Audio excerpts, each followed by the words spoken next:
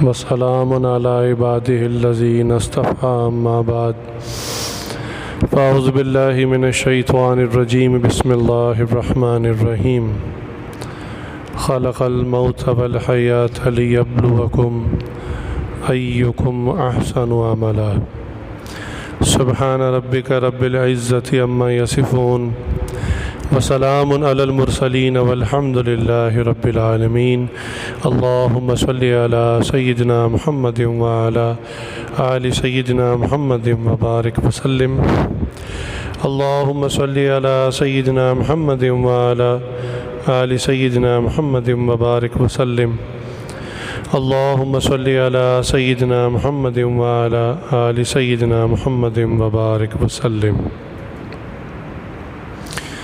قرآن کریم میں اللہ تعالیٰ ارشاد فرماتے ہیں کہ ہم نے اس زندگی اور موت کو اس لیے پیدا کیا تاکہ اس بات کو جان سکیں کہ کون خوبصورت اور اچھے اعمال کر کے آتا ہے۔ لیبلوکم ایکم احسن عملا، کوالٹی والے اعمال۔ کل یہاں بات ختم کی تھی کہ ہم انسان ہیں، ہم بھی دنیا میں عارضی ہیں، یہ دنیا بھی عارضی ہے۔ تو جو چیزیں ہم لیتے ہیں اپنی ضرورت کے لیے تو یہ چیزیں بھی عارضی ہیں۔ کسی زمانے میں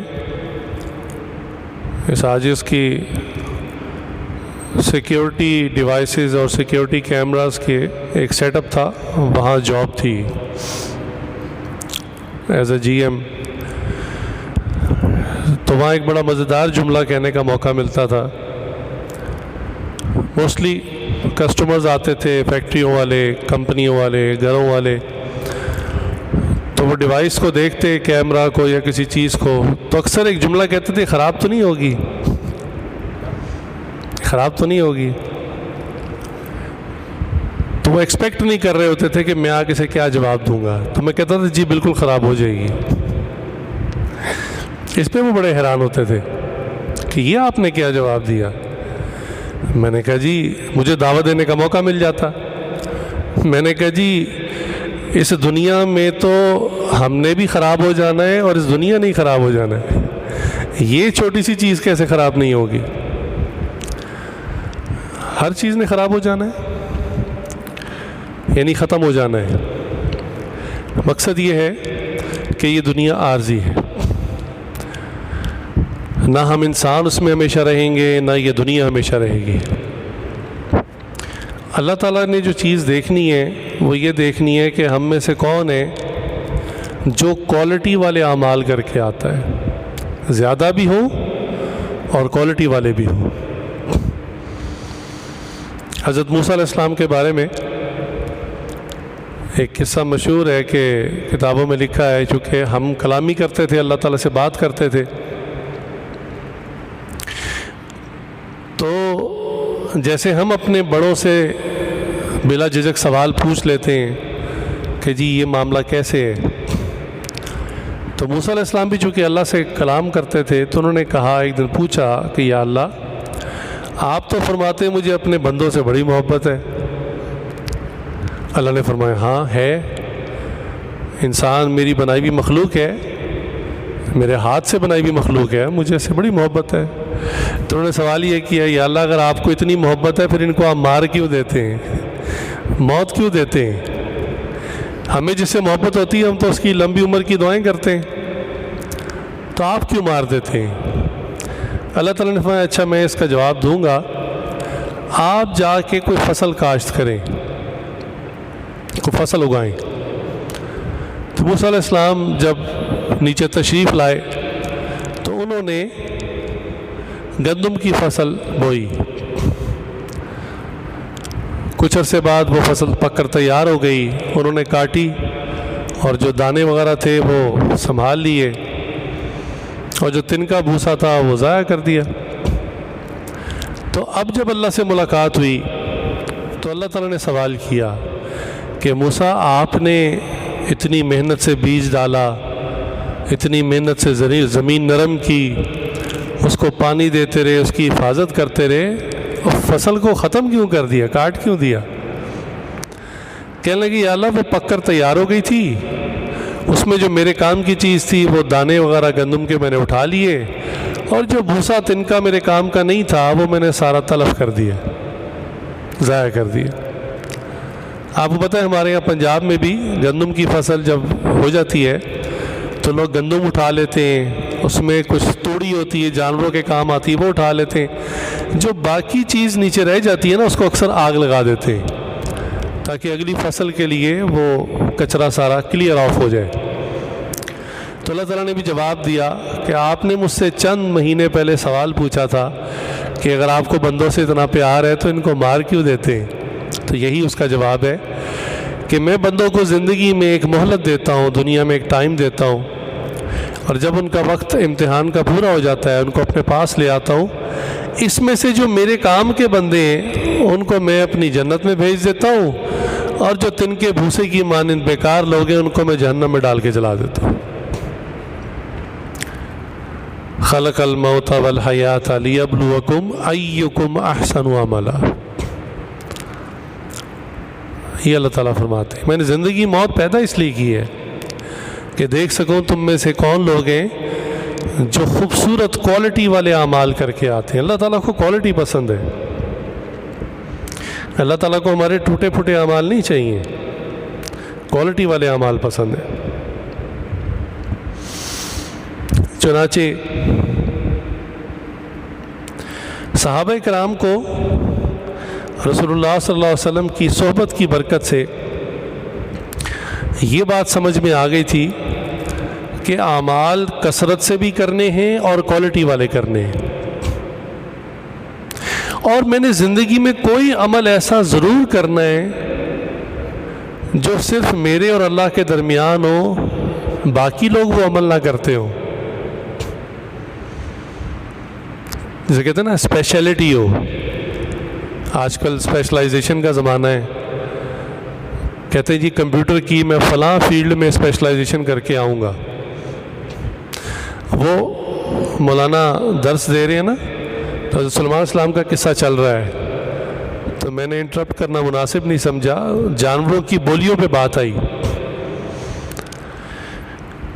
تو کہہ رہے تھے کہ بعض دہریوں نے اعتراض کیا کہ وہ جانوروں کی بولیاں نہیں سمجھتے تھے، کوئی اور معنی انہوں نے اس کا لیا، حالانکہ آج کی جو لیٹسٹ سائنٹیفک ریسرچ ہے وہ یہ ہے کہ جانور پوری طرح آپس میں رابطہ کرتے ہیں، بات چیت کرتے ہیں، ان کی لینگویج ہے، اور عجیب بات کہ بعض جانوروں کی لینگویج کو ڈیکوڈ بھی کر لیا گیا ہے، اس کو ایکسپلور کر لیا گیا ہے۔ مجھے کئی سال پہلے ایک نوجوان ملا جس نے اپنے دوست کا ذکر کیا کہ اس کا دوست امریکہ میں ویل کی جو زبان ہے، ویل مچھلی کی جو لینگویج ہے، اس میں پی ایچ ڈی کرنے گیا ہوا ہے۔ میں بڑا حیران، میں نے کہا ویل کی زبان میں پی ایچ ڈی کرنے، اس کو اس سے کیا فائدہ ہوگا؟ تو وہ بھی کہنے لگا کہ ہاں، میں نے کہا پتہ نہیں تو نے کس چیز میں پی ایچ ڈی کر لی، اور اب تجھے لاہور آنے کا تو فائدہ نہیں، اب تو کراچی سیٹل ہو جا، کہ سمندر تو وہی ہے، ویل سے باتیں کرنے کے لیے تجھے وہیں جانا پڑے گا۔ اور دوسری بات جو اکثر عوام کو نہیں پتہ ہوتی وہ یہ کہ بہت سارے ملک اور انٹیلیجنس کے ادارے جانوروں کی لینگویج کے جو ماہرین ہوتے ہیں ان کو استعمال کر کے کئی جانوروں کو انٹیلیجنس اور سی آئی ڈی کے لیے استعمال کر رہے ہیں۔ میں نے کچھ عرصہ پہلے اخبار میں ایک بکری کی تصویر دیکھی، بکری کی، اس بکری کے نا سر پہ فوجی ہیلمٹ تھا، جیسے انگلینڈ کے فوجیوں کا ہوتا ہے نا وہ ہیلمٹ تھا، چھوٹا سا بالکل بکری کے سائز کا۔ تو وہ تصویر دیکھ کے میں متوجہ ہو گیا، میں نے کہا ذرا خبر پڑھتا ہوں کیا ہے۔ تو اس میں لکھا ہوا تھا کہ اس بکری کی برطانوی فوج میں انٹیلیجنس کی ڈیوٹی لگی ہوئی تھی، اتنے سال مکمل ہو گئے، اب اس کی باقاعدہ ریٹائرمنٹ ہو گئی ہے، تو انہوں نے اس پہ تقریب کی ہے، تو اس تقریب میں اس بکری کی تصویر تھی۔ میں نے کہا واہ سبحان اللہ۔ تو سمندر کی مچھلیوں کو، خشکی کے جانوروں کو یہ ان کی زبان سمجھ کے آج انٹیلیجنس کے طور پر استعمال کرتے ہیں۔ پہلے زمانوں میں کبوتر استعمال ہوتے تھے خط و کتابت کے لیے، جب ایس ایم ایس اور فیس بک نہیں ہوتا تھا تو لوگ کبوتروں کو ٹرین کر لیتے تھے، ان کے پیر کے ساتھ پرچی باندھ کے تو ان کو اڑاتے تھے، تو اس طرح پیغام رسانی کا کام ہوتا تھا۔ خیر، بات کہاں سے کہاں نکل گئی۔ تو صحابہ یہ بات سمجھ چکے تھے اور ان کی خواہش ہوتی تھی کہ ہم زندگی میں کوئی ایک ایسا عمل کریں، کم از کم باقی فرائض سارے کر رہے ہیں، نوافل سارے پڑھ رہے ہیں، میں کوئی ایک عمل ایسا ضرور کروں کہ جو میرے اور اللہ کے درمیان میں ہو اور کسی کو اس کا پتہ نہ ہو۔ اسی لیے ایکم احسن عملا، چنانچہ چند فقیر صحابہ تھے، بالکل غریب، تن پہ کپڑے بھی پورے نہیں، وہ رسول اللہ صلی اللہ علیہ وسلم کے پاس پہنچے اور کہا یا رسول اللہ، یہ جو مال والے ہیں یہ اپنے مال کو ہر جگہ خرچ کرتے ہیں، جہاد میں خرچ کرتے ہیں، فقراء پہ خرچ کرتے ہیں، غریبوں کو کھانا کھلاتے ہیں، اتنے سارے خیر کے کام کر لیتے ہیں، ہم بھی یہ سب کرنا چاہتے ہیں، لیکن مسئلہ ہے کہ ہمارے پاس مال ہی نہیں ہے، تو ہم تو پھر آخرت کے معاملے میں پیچھے رہ جائیں گے، تو آپ ہمیں بھی کوئی ایسا عمل بتائیں۔ تو رسول اللہ صلی اللہ علیہ وسلم نے ان کو کہا کہ آپ ایسا کریں، ہر فرض نماز کے بعد 33 مرتبہ سبحان اللہ، 33 مرتبہ الحمدللہ اور 34 مرتبہ اللہ اکبر پڑھ لیا کریں۔ یہ تسبیحات پڑھنے کی فضیلت یہ ہے کہ ڈھیروں مال اللہ کی راہ میں خرچ کرنے کا، صدقہ کرنے کا ثواب آپ کو مل جائے گا۔ اب وہ بڑے خوش، انہوں نے کہا لو جی، ہمیں تو رسول اللہ صلی اللہ علیہ وسلم نے ایک وظیفہ دے دیا۔ اگلی نماز کا وقت آیا تو یہ صحابہ جو تھے نا، جنہوں نے وظیفہ پوچھ لیا تھا، یہ نماز پڑھنے کے بعد بیٹھے تسبیح کر رہے ہیں۔ اب وہ جو دوسرے صحابہ تھے مال والے، انہوں نے کہا نماز تو ختم ہو گئی، یہ کیا پڑھ رہے ہیں؟ تو جسس ہوا تو انہوں نے پوچھا جی آپ کیا پڑھ رہے ہیں؟ تو اب نبی صلی اللہ علیہ وسلم کی یہ بھی حدیث ہے کہ علم کو چھپانا یہ جرم ہے۔ نبی صلی اللہ علیہ وسلم کی حدیث ہو، آپ وسلم کی بات ہو، اس کو چھپانا بھی جرم ہے، آگے پھیلانا چاہیے اسے۔ اب جب وہ سوال پوچھ بیٹھے، اب یہ چھپا تو سکتے نہیں تھے، تو ہلکی آواز سے انہوں نے کہا وہ ہم نے نبی صلی اللہ علیہ وسلم سے کچھ پوچھا تھا، تو نبی صلی اللہ علیہ وسلم نے فرمایا یہ تسبیحات کرنے کا نا اتنا مال صدقہ کرنے کا ثواب ہے۔ میں اچھا ہم بھی کرتے ہیں، انہوں نے بھی شروع کر دیا۔ اب جب انہوں نے بھی شروع کر دیا، ان کے دل میں پھر بات آ گئی کہ لو جی اب یہ مال بھی خرچ رہے ہیں اور اب یہ تسبیحات بھی شروع ہو گئے، اب ہم کیا کریں؟ چنانچہ پھر رسول اللہ کی خدمت میں حاضر ہوئے اور سارا واقعہ بتایا کہ ہم تسبیحات کر رہے تھے، انہوں نے ہمیں دیکھ لیا اور پوچھا کیا کر رہے ہو؟ ہم نے بتایا تو انہوں نے بھی شروع کر دیا، اب ہم کیا کریں؟ تو یہ بات سن کر نا نبی صلی اللہ علیہ وسلم مسکرائے اور فرمانے لگے کہ یہ اللہ تعالیٰ کی دین ہے، یعنی مال دولت اور اس کو خرچ کرنے کی توفیق، یہ اللہ کی دین ہے، خالی مال دولت نہیں، یہ اللہ کی دین ہے، اللہ جس کو چاہے عطا فرمائے۔ تو واقعی مال دولت تو بہت لوگوں کے پاس ہوتا ہے، اور ہم نے اکثر دیکھا کہ مال دولت جن کے پاس ہوتا ہے وہ اکثر کنجوس ہوتے ہیں، وہ مالدار ہوئے ایسے ہوتے ہیں کہ ایک ایک دھیلی ایک ایک پیسہ انہوں نے جمع کیا ہوتا ہے۔ اس پر میرے شیخ فرماتے ہیں کہ دعا کیا کرو کہ اللہ ہمیں مالدار بنائے، مال کا چوکیدار نہ بنائے۔ پریزیڈنٹ نے اس کو ایکسپلین بھی کیا، فرماتے تھے ایک ہوتا ہے مالدار، ایک ہوتا ہے مال کا چوکیدار۔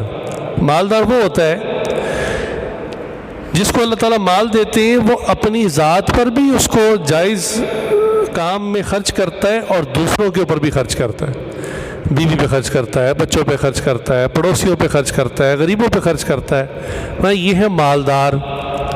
اور بات ایک ہوتا ہے مال کا چوکیدار، ساری زندگی پیسہ پیسہ جوڑتا رہتا ہے، اسے گن گن کے خوش ہوتا رہتا ہے، اس کی چوکیداری کرتا رہتا ہے، اب بینک بیلنس اتنا ہو گیا، اب بینک بیلنس اتنا ہو گیا، اب زمینیں اتنی ہو گئی، ساری زندگی اس کی حفاظت کرتا ہے، چوکیداری کرتا ہے۔ جب وہ دنیا سے چلا جاتا ہے پھر بعد والے اس کے مال سے فائدہ اٹھاتے ہیں۔ تو فرمایا کہ تم مالدار بننا، مال کے چوکیدار نہ بننا۔ مالدار آدمی بظاہر غریب بھی ہو سکتا ہے کہ 15-20 ہزار روپے کمائے، اپنے اوپر بھی لگائے، اپنے بیوی بچوں پہ بھی لگائے، اور جو اپنے سے بھی غریب آدمی ہے اس کو بھی 10-5 روپے دے دیے، یہ مالدار ہے۔ اور ہو سکتا ہے ایک بندے کی ارننگ 2 لاکھ روپے ماہانہ ہو، لیکن نہ وہ اپنے اوپر خرچتا ہے نہ بیوی بچوں پہ خرچتا ہے، بچا بچا کے کنجوسی سے پیسے رکھتا ہے، تو یہ مال کا چوکیدار ہے، مالدار نہیں ہے۔ چنانچہ نبی پاک صلی اللہ علیہ وسلم کے صحابہ میں سے، قریبی صحابہ میں سے ایک مشہور صحابی ہیں حضرت عثمان غنی رضی اللہ تعالیٰ عنہ۔ یہ بہت مالدار تھے، اور جتنا اللہ نے ان کو مال دیا تھا اس سے زیادہ بڑا دل دیا تھا اس کو خرچنے کے لیے۔ یہ جو ان کے نام کے ساتھ عثمان غنی لگتا ہے نا، یہ ان کی فیملی کاسٹ نہیں ہے، نہ انہوں نے اپنے شوق سے اپنے نام کے ساتھ لگایا تھا کہ مجھے غنی کہا کرو۔ یہ تو ان کی ایک صفت تھی کہ مال سے بالکل لاپرواہ تھے اور کھلا خرچتے تھے، تو لوگوں نے ان کا لقب رکھ دیا کہ یہ غنی ہے، بہت زیادہ مال خرچنے والے۔ تو یہ بھی اللہ کی راہ میں احسن عملا، ایسے خوبصورت اعمال کرتے تھے، اتنا مال خرچتے تھے، اور ڈھونڈتے تھے مجھے کوئی موقع ملے نیکی کا اور میں اسے کروں۔ چنانچہ مشہور واقعہ ہے کہ ان کے کان میں خبر پڑی کہ حضرت قریب میں ایک علاقہ ہے، غریب لوگوں کی بستی ہے، اور ایک ہی کنواں ہے۔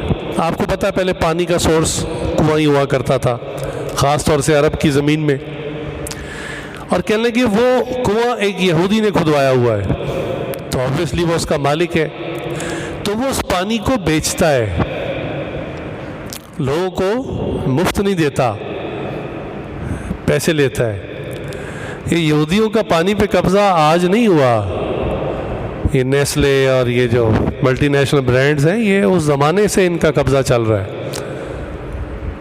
یہودی ذہن، اس کی ایک خاصیت آپ کو بتاتا ہوں کہ یہودی بڑے بڑے بزنس نہیں سوچتے، یعنی ایسی چیزیں نہیں سوچتے جو نایاب ہو، جو زندگی میں ایک دفعہ استعمال ہو، نہیں۔ یہودیوں کے بزنس کرنے کی جو ٹرک ہے وہ ٹرک یہ ہے کہ وہ ایسی چیزوں کا کاروبار سوچتے ہیں جو ہر آدمی کی ضرورت ہو، چاہے اس میں منافع 1 پائی کا کیوں نہ ہو، ہر عام آدمی کی ضرورت ہو۔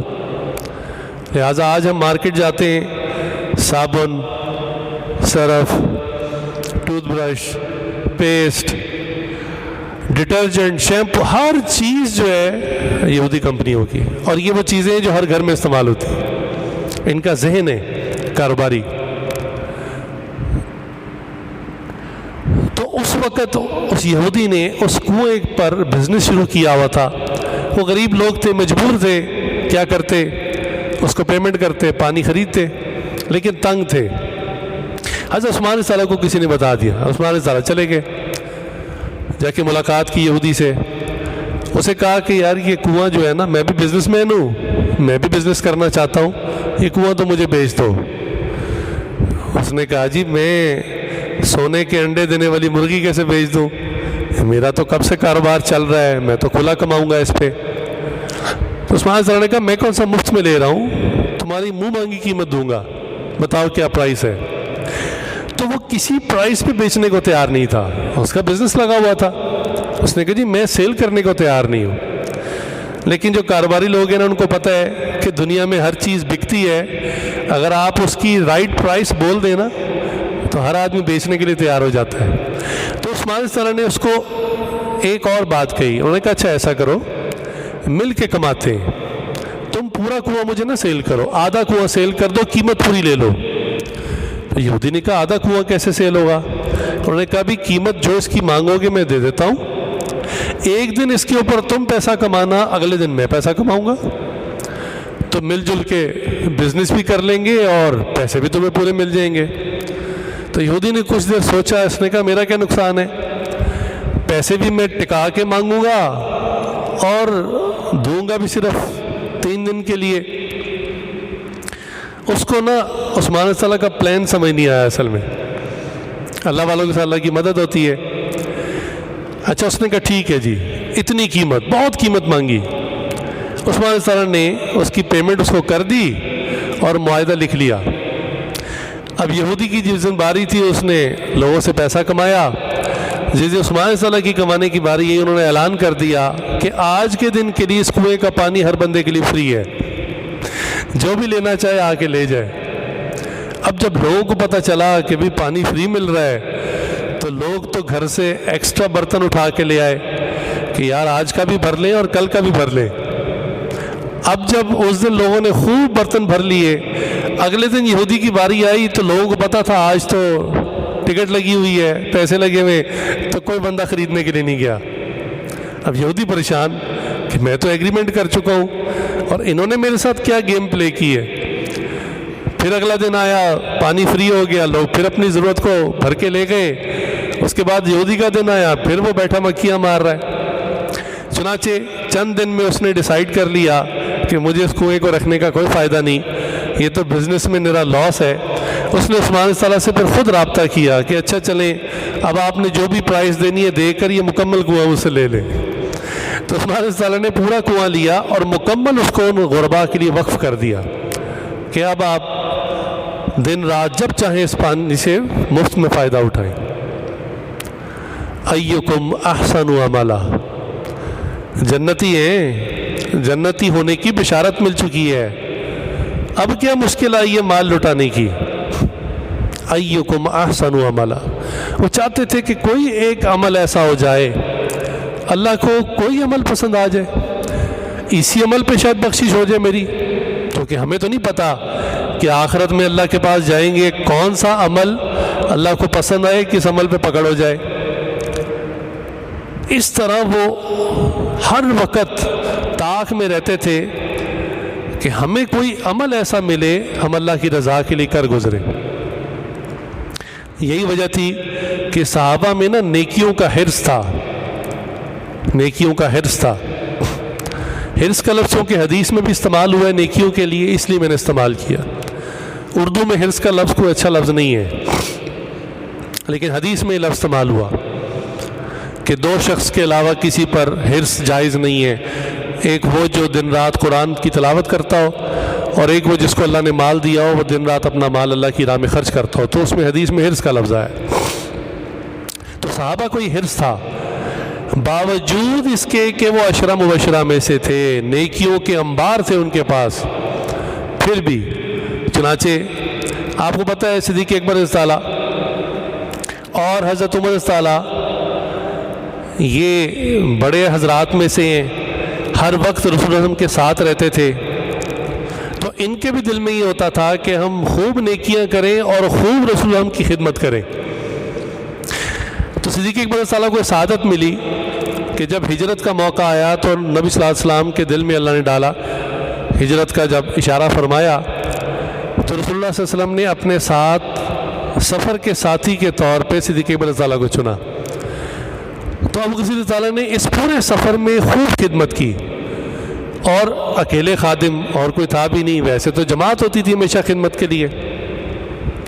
तो सिद्दीक़ अकबर रज़ियल्लाहु ने खूब नेकियां कमाई, ख़ास तौर से गारे सौर के जो 3 दिन थे, 3 रातें थी, उसमें खूब खिदमत की। वो तो वाक़या लंबा है। हज़रत उमर रज़ियल्लाहु को एक दफ़ा इतना हिर्स हुआ, वो कहते हैं ना जैसे फैक्ट्री वाले होते हैं तो 4 फैक्ट्रियां लगा के सुकून से नहीं बैठ जाते, वो कहते हैं 5वीं और 6ठी भी लगानी है। और जिसकी शहर में कई दुकानें होती हैं वो भी आराम से नहीं बैठता, वो कहता है मैंने फ्रेंचाइज पूरे पाकिस्तान के हर शहर में ब्रांच खोलनी है। तो बाज़ लोगों को माल का हिर्स होता है और बाज़ को नेकियों का हिर्स होता है। तो عمر رضی اللہ نے، اب عمر رضی اللہ کو چھوٹے صحابی نہیں ہے، نبی صلی اللہ علیہ وسلم نے فرمایا میرے بعد کوئی نبی ہوتا تو عمر ہوتا،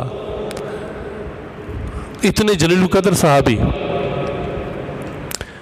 تو عمر رضی اللہ نے صدیق اکبر رضی اللہ سے کہا کہ یا ابو بکر صدیق آپ ایسا کریں، مجھ سے ایک ڈیل کریں۔ انہوں نے کہا کیا؟ انہوں نے کہا عمر کی ساری زندگی کی نیکیاں آپ لے لیں، اور وہ جو رسول اللہ صلی اللہ علیہ وسلم کی آپ نے غار ثور میں 3 راتیں خدمت کی تھی نا، وہ نیکیاں مجھے دے دیں۔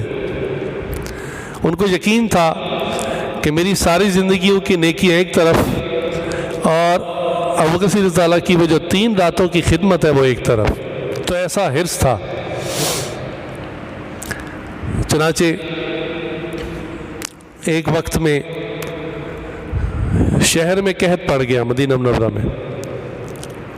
تو قحط کے وقت میں عام طور پہ جو بزنس مین لوگ ہوتے ہیں نا، یہ چیزوں کو سٹاک کر لیتے ہیں، آرٹیفیشل طور پر قحط کو کریٹ بھی کرتے ہیں کہ بھی قحط پہلے ہی ہے، پیسہ ان کے پاس ہوتا ہے، دائیں بائیں سے کہیں سے وہ چیز غلہ اناج زیادہ پرچیز کر لیا، اپنے پاس سٹاک کر لیا، اور جب قحط اپنے عروج پہ پہنچ جاتا ہے، لوگ مجبور ہو جاتے ہیں، بھوک سے مرنے لگتے ہیں، تو پھر وہ اپنی مرضی کی پرائس پہ اس کو بیچتے ہیں غلے کو، اور یہ اسلام میں حرام ہے۔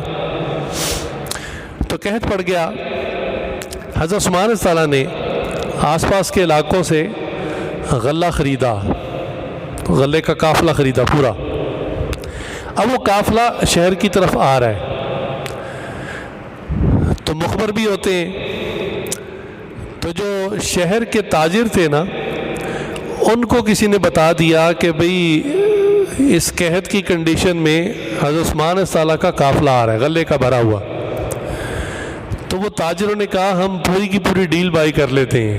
تو وہ جو مشہور چند تاجر تھے نا، وہ اکٹھے ہو کے حضرت عثمان رضی اللہ کے پاس آ گئے۔ انہوں نے کہا جی قحط کا زمانہ ہے اور یہ کمانے کا بھی بہترین موسم ہے، پتہ چلا آپ کا قافلہ آ رہا ہے، آپ ہمارے ساتھ ڈیل کر لیں، جس پرائس میں آپ نے خریدا ہے ہم اس سے زیادہ پرائس دے کر آپ کو خوش کر دیں گے۔ اور یہ کاروباری آدمی کے لیے بڑی زبردست ڈیل ہوتی ہے کہ مال پہنچا بھی نہیں ہے اور ڈبل قیمت پہ بک بھی گیا ہے، لوگ بڑا خوش ہوتے ہیں، یار یہ تو بڑی ہاٹ ڈیل ہے ہماری، کہ مال راستے میں ہے، پہنچا بھی نہیں گودام میں، اور راستے میں وہ میں نے سیل آؤٹ بھی کر دیا۔ تو عثمان رضی اللہ نے کہا کہ میں بالکل بیچ دیتا ہوں، لیکن پیسے بہت تھوڑے ہیں۔ انہوں نے کہا پیسے تھوڑے ہیں؟ یعنی ہم آپ کو ڈبل دے رہے ہیں، پیسے تھوڑے؟ یہاں بہت تھوڑے، مجھے تو زیادہ کی آفر ہے۔ تو وہ سارے ایک دوسرے کی طرف دیکھنے لگے، کیونکہ شہر کے سارے بڑے بڑے جو ہول سیلر تھے اور جو بڑے بڑے سیٹ تھے وہ تو سارے موجود تھے۔ میں نے کہا اچھا چلیں ہم ایسا کرتے ہیں، آپ کو 3 گنا قیمت دے دیتے ہیں۔ عثمان صلی اللہ علیہ بڑے اطمینان سے کہا نہیں مجھے زیادہ کی آفر ہے۔ انہوں نے کہا ایسا کون بندہ ہے جو آپ کو 3 گنا سے بھی زیادہ دے رہا ہے؟ خیر وہ ریٹ بڑھاتے رہے، عثمان صلی اللہ کہتے رہے مجھے زیادہ کی آفر ہے، حتیٰ کہ انہوں نے کہا چلے ہم اکیلا بندہ تو اتنے پیسے نہیں دے سکتا، ہم مل کے ڈیل کر لیتے ہیں، ہم سارے مل کر آپ کو اس غلے کا 10% دے دیتے ہیں، 10 گنا 10 ٹائمز دے دیتے ہیں، اور ہم اس کو مل بانٹ کے کما لیں گے۔ تو عثمان صلی اللہ نے آرام سے کہا بھائی مجھے اس سے زیادہ کی آفر ہے۔ تو انہوں نے پھر سوال کر لیا کہ عثمان صلی اللہ کو کہا کہ بس اب تو ہماری بس ہو گئی ہے، لیکن آپ کو قسم ہے آپ یہ بتا دیں کہ آپ کو کتنے % کی آفر ہوئی ہے؟ بھئی ہماری پسلیاں ٹوٹ گئیں، 10% تک تو ہم نے دے دیا، اس سے زیادہ کون دے رہا ہے؟ تو عثمان صلی اللہ نے کہا کہ مجھے 70% پلس دینے کی آفر کی گئی ہے، 70 گنا زیادہ۔ لوگ ایک دوسرے کا منہ دیکھنے لگے کہ اتنا مہنگا غلہ کون کاروباری آدمی خرید رہا ہے۔ خیر منہ لٹکا کے وہاں سے چلے گئے۔ جب قافلہ شہر پہنچا تو لوگوں نے دیکھا کہ حضرت عثمان صلی اللہ نے وہ سارے کا سارا غلہ غریبوں کے اندر مفت بانٹ دیا۔ تو وہ تاجر دوبارہ آئے کہ بھئی آپ نے تو یہ سیل کر دیا تھا 70 ٹائمز کے اوپر، اور آپ یہ مفت میں بانٹ رہے ہیں۔ فرمایا ہاں میرے خدا نے مجھ سے وعدہ کیا ہے کہ تم دنیا میں جب کوئی نیکی کرو گے تو دنیا میں 10 گنا بڑھاؤں گا اور آخرت میں 70 گنا اس کو بڑھا کر دوں گا۔ تو اللہ نے مجھے 70 گنا بڑھانے کا وعدہ کر لیا تھا، میں نے اس کے ساتھ ڈیل کر لی۔ سبحان اللہ۔ میں نے کل آپ کو بتایا تھا کہ عبادات کی مختلف قسمیں ہیں، شکلیں ہیں. ایک ہوتی ہے جسمانی عبادت، ایک ہوتی ہے مالی عبادت، اور ایک ہوتی ہے جسمانی اور مالی دونوں، جس میں دونوں استعمال ہوتی ہے. جیسے حج ہے، جسم بھی لگتا ہے، جان بھی لگتی ہے، مال بھی لگتا ہے. اور کوالٹی والی عبادت وہی ہوتی ہے جس میں انسان کی یا جان لگے یا مال لگے یا جذبات قربان ہو جائیں. جذبات کی قربانی دینی پڑے، چھوٹی قربانی نہیں ہے. حضرت ابراہیم علیہ السلام نے اللہ کے نام پر اپنے بیٹے کو ذبح کیا تو بظاہر تو اپنا جسم اپنا مال نہیں لگ رہا تھا، لیکن جذبات کتنے تھے. وہ بیٹا جو بڑھاپے کی عمر میں دعائیں مانگ مانگ کے اللہ سے لیا، اور اس لیے نہیں کہ میری دکان چلائے گا، میرا بزنس سنبھالے گا، میرے جانے کے بعد نبوت والا کام کرے گا، اللہ ہی کے مشن کے لیے مانگا. اللہ نے فرمایا چوری پھیر دو. اللہ اکبر. ایکم احسن عملا. تو اللہ تعالیٰ یہ دیکھتے ہیں. تو ہر وہ کام جس میں آپ کی جان لگے، آپ کا مال لگے یا آپ کے جذبات قربان ہو جائیں خالص اللہ کے لیے، امید کر لیں کہ یہ عمل اللہ کے یہاں قبول ہوگا. یہ کوالٹی والا عمل ہے. چنانچہ صدیق اکبر رضی اللہ کے بارے میں ایک واقعہ مشہور ہے کتابوں میں، میرے شیخ نے بھی اس واقعے کو سنایا. فرماتے ہیں کہ صدیق اکبر رضی اللہ کا جب دور خلافت تھا، یعنی رسول اللہ صلی اللہ علیہ وسلم پردہ فرما چکے تھے، تو بیت المال جو حکومت کا ایک سینٹرل پوائنٹ تھا، آفس تھا، تو وہاں پر غریبوں کی امداد کے لیے مختلف طرح کے کام ہوتے تھے. تو وہاں ایک رجسٹر رکھا ہوا تھا جس میں غریبوں کے، بیواؤں کے نام لکھے ہوتے تھے. ہر بندہ اپنی ضرورت آ کے بتایا جاتا تھا،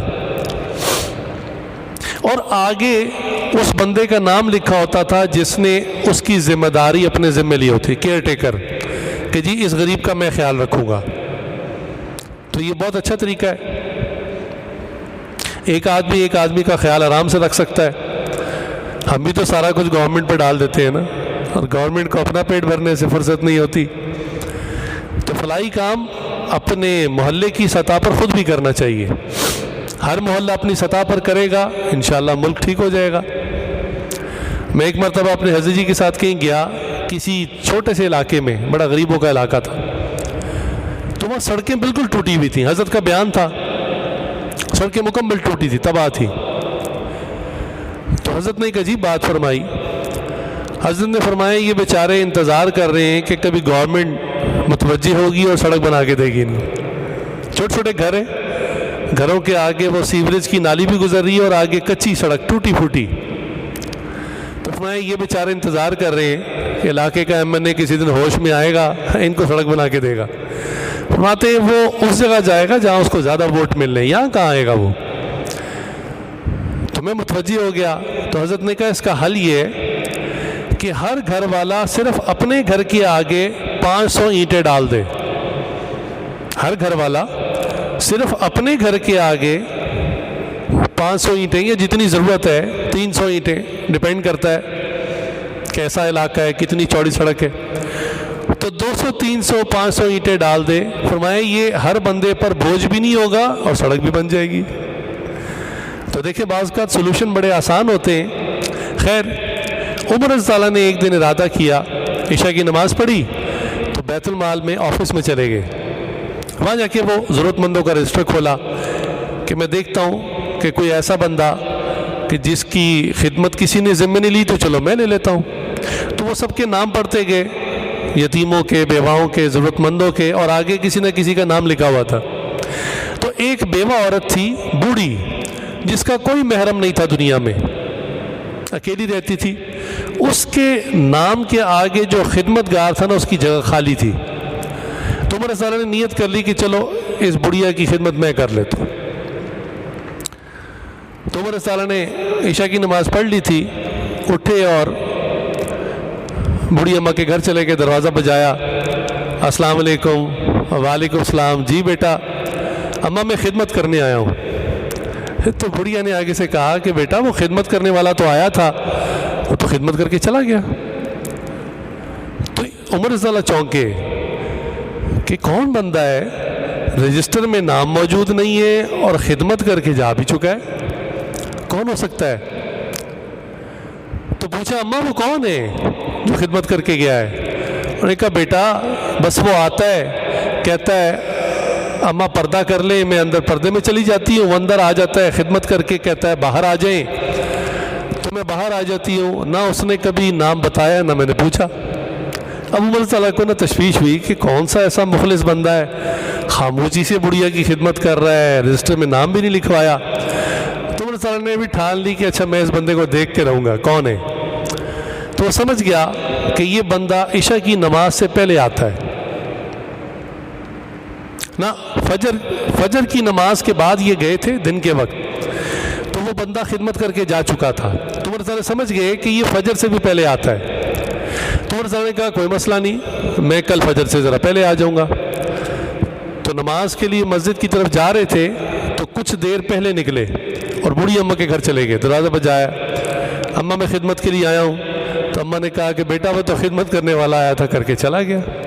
تو عمر صلاح کو تشویش ہوئی، اس کا مطلب ہے یہ بندہ فجر سے بھی کافی پہلے تہجد کے وقت میں آتا ہے۔ وہ بھی عمر صلاح تھے، انہوں نے کہا میں بھی ڈھونڈ کے رہوں گا کون بندہ ہے۔ تو اگلے دن انہوں نے یہ کیا کہ رات کے آخری پہر میں جو تہجد کا وقت ہوتا ہے، تو یہ بوڑھی اماں کے نا گھر کے راستے میں کہیں چھپ کر بیٹھ گئے۔ تو جب رات خوب دیری ہو گئی، بالکل ہر طرف خاموشی، تو دیکھا ایک طرف سے ایک سایہ آ رہا ہے، چونکہ پہلے اسٹریٹ لائٹس تو ہوتی نہیں تھی، اندھیرا ہی ہوتا تھا گلیوں میں، ان کو سایہ نظر آیا بڑی خاموشی سے، دبے پاؤں جیسے آرام سے کوئی بندہ چل رہا ہوتا ہے۔ تو جب وہ سایہ قریب آیا تو عمر صلاح ایک دم سے نکل آئے اور پوچھا آواز دے کے کون ہو تم؟ تو آگے سے آواز آئی ابو بکر۔ تو عمر صلاح نے کہا کہ امیر المومنین آپ رات کے اس وقت میں اتنی خاموشی سے جا رہے ہیں؟ تو عمر صلاح نے غور کیا کہ ابو بکر صلاح نے پیر میں جوتا بھی نہیں پہنا ہوا۔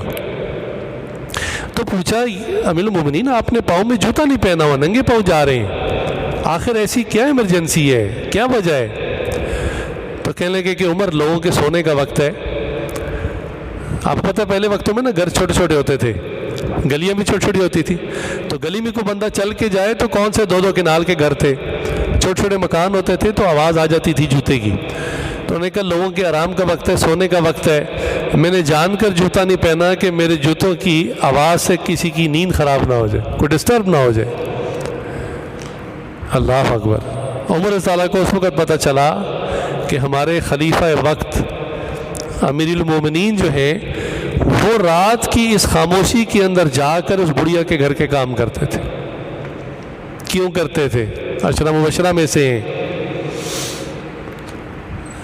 ایکم احسن عملا، وہ کہتے تھے زندگی میں کوئی ایک عمل ایسا ہو اتنا چھپ کر کریں کہ بس بندے کو پتہ ہو، اللہ کو پتہ ہو اور کسی کو پتہ نہ ہو۔ تو یہ ان حضرات کا زندگی کا مشن تھا، مقصد تھا کہ اللہ کی عبادت کرنی ہے، کثرت بھی کرنی ہے اور کوالٹی کے ساتھ بھی کرنی ہے۔ تو ہمیں بھی اس کی کوشش کرنی چاہیے، ویسے تو سارا سال کرنی چاہیے، لیکن چلیں رمضان المبارک میں اعتکاف کے اندر آخری چند ایام ہیں، اس میں کوشش کریں کہ جو بھی عبادت کریں وہ احسن و عملہ والی۔ اللہ تعالیٰ نے یہاں اکثر و عملہ نہیں فرمایا کہ میں ڈھیر سارے اعمال والوں کو پسند کرتا ہوں، نہیں، ہاں ڈھیر سارے ہوں اور احسن بھی ہوں، نور علی نور۔ آخرت میں نا اعمال کا جو ٹیسٹ ہوگا اس کے حوالے سے اللہ نے کیا فرمایا کہ ترازو میں اعمال تولے جائیں گے، یہ نہیں کہ اعمال گنے جائیں گے۔ اگر یہ کہا جاتا نا اعمال گنے جائیں گے تو پھر ظاہر سی بات ہے بھئی امیر آدمی 1,00,000 روپے بھی صدقہ کر دے تو غریب آدمی تو شاید 10 سال میں جا کے 1,00,000 روپے صدقہ کرے، اور امیر آدمی نے اگر اپنی 60 سالہ زندگی میں 1 کروڑ روپے صدقہ کی ہے تو غریب آدمی بیچارہ تو اس کا تصور ہی نہیں کر سکتا، اس کی تو زندگی ختم ہو جائے گی 5-5 10-10 روپے دیتے ہوئے۔ تو اللہ نے یہ نہیں کہا میں آخرت میں نیکیوں کی گنتی کرواؤں گا، نہیں، بلکہ کہا آخرت میں نیکیوں کا وزن کرواؤں گا. تو جتنی جتنی کوالٹی ہوگی اتنا اتنا وزن ہوگا. آپ کو پتہ ہے بہت ساری چیزیں اپنے وزن سے پہچانی جاتی ہیں.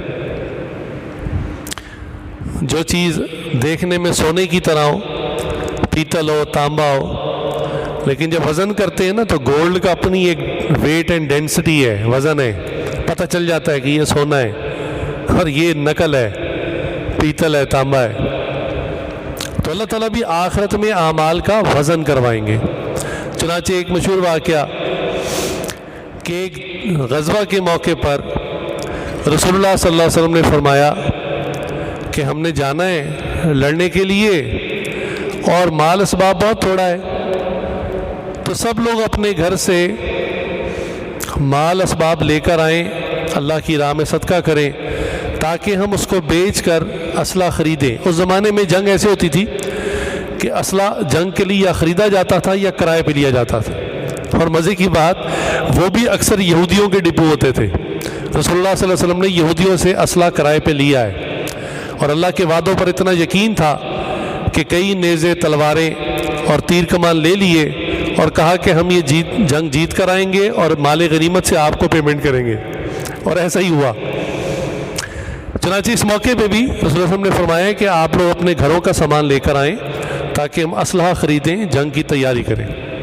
تو اس موقع پر ہر صحابی نے اپنی ہمت کے مطابق جتنی جتنی ہمت تھی اپنے گھر کا سامان لے کر آئے. اب عمر رضی اللہ کی بات سنیں. عمر رضی اللہ کہتے ہیں کہ جو ہمیشہ اس طاق میں رہتے تھے کہ میں کسی وقت تو نیکیوں میں ابو بکر سے اس طرح سے آگے نکل جاؤں. تو خود کہتے ہیں کہ مجھے اپنے اکنامیکل حالات بھی پتہ تھے اور ابو بکر صلی اللہ علیہ وسلم کے حالات بھی پتہ تھے. مجھے پتہ تھا کہ آج کل ابو بکر صلی اللہ علیہ وسلم کے پاس زیادہ مال نہیں ہے اور میرے پاس ان دونوں بہت مال تھا. تو میں نے کیا کیا کہ اپنے گھر میں جتنی چیزیں پڑی تھی نا سب آدھی کر دی. آدھی چیزیں اٹھائیں اور رسول اللہ صلی اللہ علیہ وسلم کی خدمت میں لے کر حاضر ہوا تو وہ بہت زیادہ مال بن گیا. اور جب میں نے وہاں جا کر دیکھا تو صدیق اکبر رضی اللہ کی جو مال کی ڈھیری تھی وہ چھوٹی سی تھی. تو میں دل ہی دل میں خوش ہونے لگا کہ آج انشاءاللہ وہ دن آ گیا ہے کہ میں عمل کے اندر صدیق اکبر رضی اللہ سے آگے نکل جاؤں گا. شوق تھا انہیں. تو رسول اللہ صلی اللہ علیہ وسلم نے سوال کیا پوچھا؟ سوال یہ نہیں پوچھا کہ اچھا گنتی کرو کہ سامان عمر کا زیادہ ہے یا ابو بکر کا زیادہ ہے. یہ نہیں پوچھا. میں نے آپ کو پہلے بتا دیا کہ وہ عمل جس میں قربانی زیادہ ہو اللہ کے ہاں وہ قبول ہے. کوالٹی اس عمل کی ہوتی ہے. ایکم احسن عملا وہ بنتا ہے. تو اس نے ہم نے سوال کیا اگر پوچھتے کہ ذرا سامان گنتی کرو تو ظاہر سی بات ہے عمر صلی کا سامان تو بہت زیادہ تھا. اس نے ہم نے پوچھا کہ بتاؤ پیچھے کیا چھوڑ کے آئے ہو. اللہ جب یہ سوال کیا تو عمر صلی اللہ نے کہا کہ یا رسول اللہ میں نے اپنے گھر میں جو چیزیں تھیں انصاف کے ساتھ اس کو آدھا کیا، آدھا اپنے گھر والوں کی ضرورت کے لیے چھوڑ دیا، آدھا اللہ کی راہ میں خرچ کر دی. پوچھا ابو بکر آپ نے کیا معاملہ کیا؟ تو صدیق اکبر رضی اللہ کی حالت یہ تھی کہ گھر سے سب کچھ لے آئے تھے اٹھا کے. اچھا اب سب کچھ لانے کی بھی نا ایک حد ہوتی ہے. آپ کبھی اگر ایسا سٹیپ لیں تو کہاں تک سوچیں گے کہ میں سب کچھ میں کیا ڈالوں؟ آخر گھر کے لیے کوئی چیز تو بندہ چھوڑتا ہے نا پیچھے. تو ذرا سوچ کی انتہا دیکھیں کہ پردہ جو کہ فرض ہے گھر کے دروازے پر ٹاٹ لگا ہوا تھا اور سارے اپنا لباس اور کپڑا تو دے چکے تھے وہ کسی طرح. اب ایک کپڑا تو پہنا ہوا تھا، ستر سے چھپانا تھا. اپنا وہ لباس بھی اتار کر اس مال میں رکھ دیا اور ستر چھپانے کے لیے گھر کے باہر جو پردہ تھا نا ٹاٹ اس کو اتارا، اس کو لپیٹا. لیکن ظاہری بات ہے وہ آگے سے کھلا ہوا تھا، سلا ہوا تو نہیں تھا. تو اس کو اس جگہ پر روکنے کے لیے کانٹے دار جھاڑی تھی، اس کے کانٹے اتارے اور کامن پن کی طرح اس کو لگا لیا.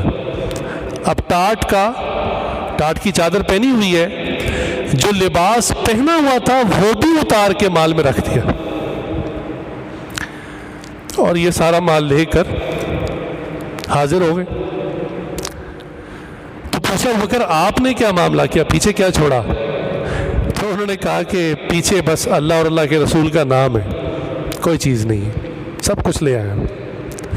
یہ وہ وقت تھا کہ جس وقت جبریل امین جب تشریف لائے تو جبریل امین، حدیث میں آتا ہے، بخاری میں بھی حدیث ہے کہ جب آتے تھے تو بڑا خوبصورت لباس پہنا ہوتا تھا، وائٹ لباس، بڑا پیارا لباس پہنا ہوتا تھا ہمیشہ۔ اب جب آسمان سے تشریف لائے تو جبرائیل امین نے بھی ٹاٹ کا کپڑا لپیٹا ہوا تھا، آگے کانٹے کے بٹن لگائے ہوئے تھے۔ نبی صلی اللہ علیہ وسلم نے دیکھا تو پوچھا جبریل آپ آج کس لباس میں؟ کہا کہ اللہ تعالیٰ کو ابو بکر رضی اللہ کی قربانی اتنی پسند آئی، صرف میں نہیں، آسمان کے سارے فرشتوں نے آج یہی لباس پہنا ہوا۔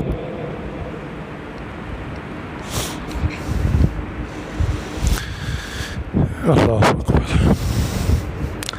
تو اللہ تعالیٰ کیا فرماتے کہ زندگی موت میں نے اسی لیے پیدا کی لِيَبْلُوَكُمْ أَيُّكُمْ أَحْسَنُ عَمَلًا، کہ تم میں سے کون بہترین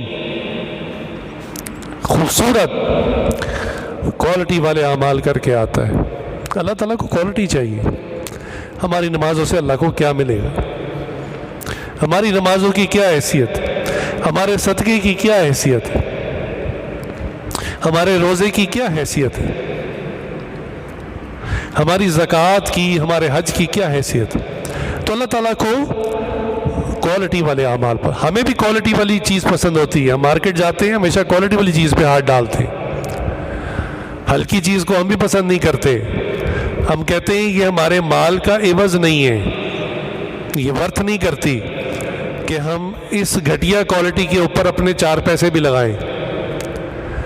تو اللہ تعالیٰ بھی فرماتے ہیں کہ میری جنت اتنی قیمتی ہے کہ ہلکے گھٹیا اعمال کے اوپر یہ جنت ورت نہیں کرتی، جو احسن و عملہ کر کے آئے گا اسے جنت ملے گی، اللہ تعالیٰ اسے جنت عطا فرماتے ہیں۔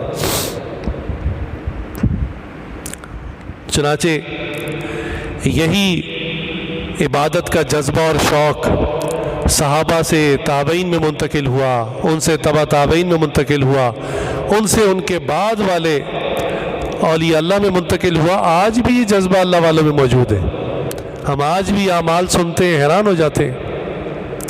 چنانچہ خلیفہ ہارون رشید عثمانوں کے خلیفہ گزرے، بہت نیک انسان تھے، ان کے بارے میں آتا ہے کہ یہ 400 نفل روزانہ پڑھتے تھے۔ آج کسی کو کہہ دے نا بھائی 2 نفل پڑھ لو تو وہ کہتا ہے ٹائم نہیں ہے۔ تو بادشاہ وقت، خلیفہ وقت جس کو بہت کام ہوتے ہیں، ان کا یہ حال تھا کہ باقی فرض نمازیں الگ، حکومت کے جو معاملات تھے وہ الگ، اس کے علاوہ 400 رکعت نفل روزانہ پڑھتے تھے، یہ معمول تھا۔ اپنا امام اعظم ابو حنیفہ رحمۃ اللہ علیہ، ان کے بارے میں جو مشہور ہے، ان کے جو طالب علم تھے انہوں نے ان کے دنیا سے جانے کے بعد جب کتاب میں لکھا تو کیا لکھا کہ امام صاحب کی 40 سال تک یہ عادت رہی کہ عشاء کے وضو سے فجر کی نماز ادا کرتے تھے، ساری رات نہیں سوتے تھے، دن میں کچھ دیر سو لیتے ہوں گے، نیند پوری کر لیتے ہوں گے، ساری رات جاگتے تھے۔ تبھی ممکن ہے نا عشاء کے وضو کریں آپ، اسی وضو سے فجر کی نماز پڑھ لیں۔ چنانچہ امام حنیفہ رحمۃ اللہ کا جب انتقال ہوا تو جیسے آج بھی دیہاتوں میں لوگ چھتوں پر سوتے ہیں، تو اس وقت جو امام صاحب کے گھر کے سامنے والا ایک گھر تھا نا، تو وہاں ایک چھوٹے بچے نے اپنی ماں سے پوچھا کہ ماں اس سامنے والے گھر میں کوئی ستون تھا، وہ آج نظر نہیں آ رہا۔ تو ماں نے کہا کہ بیٹا وہ ستون نہیں تھا، امام حنیفہ رحمۃ اللہ علیہ ساری رات کھڑے ہو کر نوافل پڑھا کرتے تھے، اب وہ دنیا سے چلے گئے، اب تجھے وہ ستون نظر نہیں آئے گا۔ دن بھر میں دین کا، قرآن کا، حدیث کا، فقہ کا کام کرنا اور رات بھر عبادت کر کے اپنے رب کو منانا۔ ایک غزوہ کے اندر 2 صحابہ کی نبی صلی اللہ علیہ وسلم نے ڈیوٹی لگائی۔ آپ کو بتا رہا ہوں کہ خوبصورت عمل کیا ہوتا ہے۔ خوبصورت نماز کیسی ہوتی ہے۔ نبی صلی اللہ علیہ وسلم کی عادت تھی، اسی لیے یہ بات سمجھ لیں کہ دین اسلام بے وقوفوں کا دین نہیں ہے، اس میں عقل اور اسباب کو استعمال کیا گیا ہے جتنا بھی ہو۔ اگر اسباب تھوڑے ہیں تھوڑا استعمال کر لیں۔ بعض لوگ توکل کا ترجمہ یہ کرتے ہیں کہ سب کو چھوڑ کر اللہ پہ یقین کرنا، یہ توکل نہیں ہے۔ اسباب جتنے ہیں ان کو استعمال کریں، پھر اللہ کی ذات پر نتیجہ چھوڑ دیں، اس کو توکل کہتے ہیں۔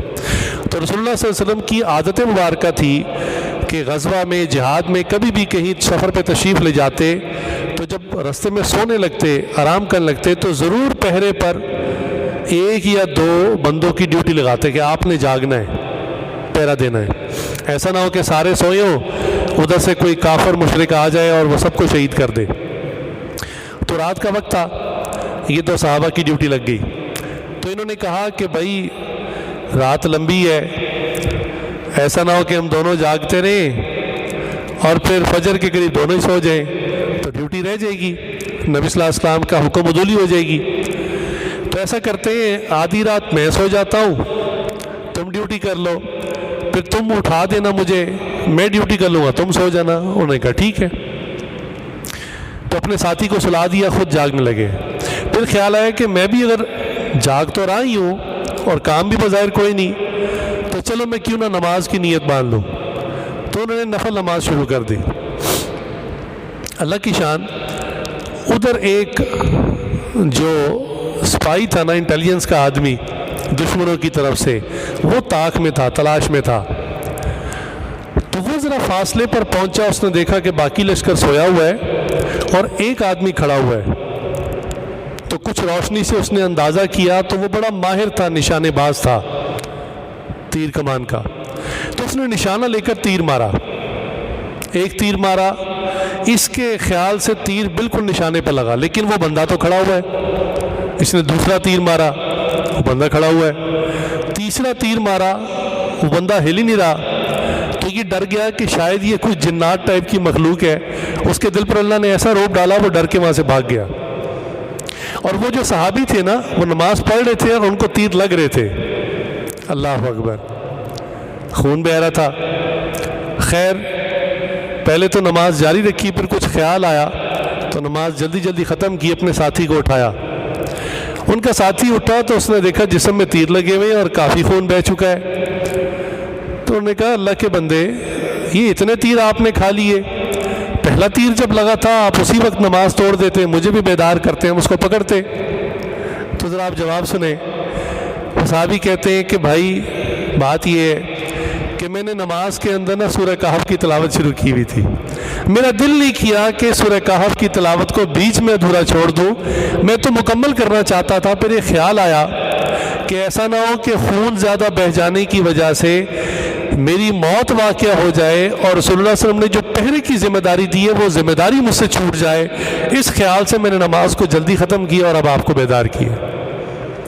اللہ اکبر۔ اب ہم اپنا موازنہ کریں، ہمارے لیے تیر تو بہت بڑی چیز ہے، ایک مکھی اور ایک مچھر کافی ہوتا ہے ہمیں نماز میں ہلانے کے لیے۔ تو ایکم احسن عملا، کوالٹی والے خوبصورت اعمال، یہ اللہ تعالیٰ کو پسند ہے۔ حضرت علی تعالیٰ کے بارے میں بھی واقعہ اس قسم کا مشہور ہے کہ ان کو ایک غزوہ میں تیر لگ گیا۔ تیر کے آگے ایرو ہیڈ ہوتا ہے، وہ چوڑا ہوتا ہے، لہٰذا جب کوئی مارتا ہے تو وہ رفتار سے اندر گھس جاتا ہے، لیکن جب اس کو واپس کھینچتے ہیں نا تو واپس نکلتا نہیں آرام سے، کیونکہ تیر کا جو اگلا حصہ ہوتا ہے وہ پوائنٹڈ ہوتا ہے، شارپ ہوتا ہے، پچھلا حصہ چوڑا ہوتا ہے، تو وہ آرام سے نہیں نکلتا۔ اگر کوئی زور لگائے تو وہ گوشت پھاڑ کے باہر آتا ہے، بہت تکلیف دیتا ہے۔ تو علی تعالیٰ کو تیر لگ گیا۔ اب وہ جو لوگ تھے وہ نکالنا چاہتے تھے، لیکن وہی کہ وہ کھینچتے تھے تو بہت درد ہوتی تھی، بہت تکلیف ہوتی تھی۔ تو کسی نے کہا کہ بھئی ذرا ٹھہر جاؤ، نماز کا وقت آنے دو۔ ایسا ہی ہوا، نماز کا وقت آیا، علیہ السلام نے وضو کیا، نماز کے اندر کھڑے ہو گئے۔ جب سلام پھیرا تو دیکھا ارد گرد لوگ کھڑے ہیں، تو کہا کہ کیا آپ لوگ میرا تیر نکالنے کے لیے آئے ہیں؟ انہوں نے کہا حضرت وہ تو ہم نے نماز میں کھینچ بھی لیا۔ اللہ اکبر، نماز کے اندر تیر کھینچ لیا جو گوشت پھاڑ کے نکلا اور ان کو احساس بھی نہ ہوا۔ اللہ تعالی ہمیں بھی ایسی ڈوب کر نماز پڑھنے کی توفیق عطا فرمائے۔ ایکم احسن عملا۔ ایک صحابی رات کے وقت میں قرآن پڑھ رہے ہیں۔ جیسے میں نے بتایا کہ پہلے گھر چھوٹے چھوٹے ہوتے تھے تو جانور بھی اکثر گھر کے اندر ہی باندھ دیے جاتے تھے، تو یہ صحابی نے کپڑا بچھایا اور ان کا ایک چھوٹا بچہ تھا گود کا، انفینٹ، انہوں نے اس کو بھی زمین پر ساتھ ہی لٹا لیا اور نماز پڑھنے لگے۔ نماز پڑھتے پڑھتے اندھیری رات ہے، خاموشی ہے، ایسا اللہ تعالیٰ کی محبت اور عشق بیدار ہوا کہ قرآن پڑھتے پڑھتے اونچی آواز سے تلاوت کرنی شروع کر دی، خوبصورت انداز سے قرات کرنی شروع کر دی اونچی آواز سے۔ اب انہوں نے نوٹ کیا کہ جیسے ہی میں نے آواز اونچی کی قرات، تو جو گھوڑا ساتھ باندھا ہوا تھا اپنا، اس گھوڑے نے اچھلنا شروع کر دیا۔ گھوڑا اچھلتا تھا، پیر زمین پہ مارتا تھا۔ یہ جانوروں کو نا کچھ ایسی مخلوق نظر آتی ہے، یہ گھبراہٹ میں پھر آوازیں نکالتے ہیں، اچھلتے ہیں۔ ان کو خیال ہوا کہ یہ اچھل رہا ہے، اس کا پیر بچے پر نہ پڑ جائے اور میرا بچہ مر نہ جائے، تو انہوں نے اپنی تلاوت کی آواز کو ہلکا کر لیا۔ جیسی تلاوت ہلکی شروع کی، وہ گھوڑا سکون سے کھڑا ہو گیا۔ پھر نماز میں جوش آیا، پھر تلاوت شروع کی اونچی آواز میں، پھر گھوڑا اچھلتا۔ یہ کئی مرتبہ ہوا۔ خیر جب انہوں نے سلام پھیرا تو دیکھا آسمان کی طرف کچھ روشنیاں سی ہیں اوپر جا رہی ہیں۔ بڑے حیران ہوئے، یہ کیا واقعہ ہے؟ صبح رسول اللہ کی خدمت میں حاضر ہوئے اور سارا واقعہ بتایا۔ تو نبی صلی اللہ علیہ وسلم نے فرمایا کہ وہ فرشتے تمہارا قرآن سن کر نیچے آ جاتے تھے، ان فرشتوں کو دیکھ کر یہ جو گھوڑا ہے یہ گھبراتا تھا، بدکتا تھا، اچھلتا تھا، اور جب تم خاموشی میں تلاوت کرتے تھے تو پھر وہ فرشتے واپس چلے جاتے تھے، گھوڑا پرسکون ہو جاتا تھا۔ پھر اس نے فرمایا کہ اگر تم یہ رات بھر تلاوت اونچی آواز میں کرتے رہتے تو صبح کے وقت میں مدینہ کے لوگ فرشتوں کو اپنی آنکھوں سے دیکھ لیتے۔ اللہ ایکم احسن عملا۔ خوبصورت اعمال۔ امام شافعی رحمۃ اللہ علیہ ایک مرتبہ حج پر گئے، تو پہلے زمانوں میں حج اونٹوں پر، گھوڑوں پر ہوتا تھا۔ تو فرماتے ہیں کہ مجھے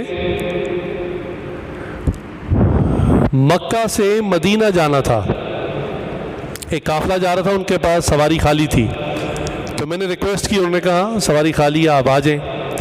تو مکہ سے مدینہ اس وقت 16 دن لگتے تھے، اب تو کوئی 5 سے 6 گھنٹے لگتے ہیں، گاڑی پہنچ جاتی ہے۔ تو انہوں نے کہا مجھے مکہ سے مدینہ جانے میں 16 دن لگے، اور ان 16 دنوں میں سواری پہ بیٹھے بیٹھے میں نے 16 قرآن کریم مکمل پڑھ لیے، ایک قرآن روز ایک دن میں سواری کے اوپر بیٹھ کے۔ آج ہم نرم گدے پر بیٹھ کر پنکھے کے نیچے بھی ایک قرآن روزانہ نہیں پڑھ پاتے، الا ماشاءاللہ جن کو اللہ نے توفیق دی ہے۔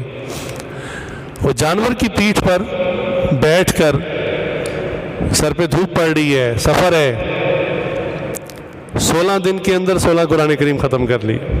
اللہ اکبر۔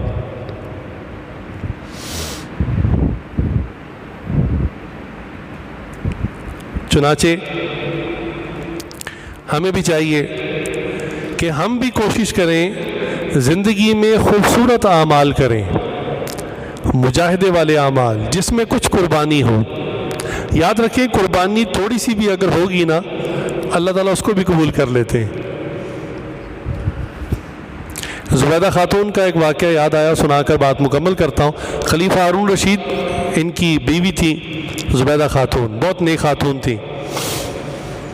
اس زمانے میں، جس زمانے میں ساؤنڈ سسٹم نہیں ہوتا تھا، ان کو شوق ہوا کہ میں ہر وقت قرآن سنتی رہوں، تو انہوں نے اپنی جو خادمائیں تھیں وہ ساری حافظ قرآن رکھی ہوئی تھی، اور گھر کے مختلف حصوں میں ان کو کھڑا کیا ہوا تھا، ان کی ڈیوٹیاں تھیں بدل بدل کے۔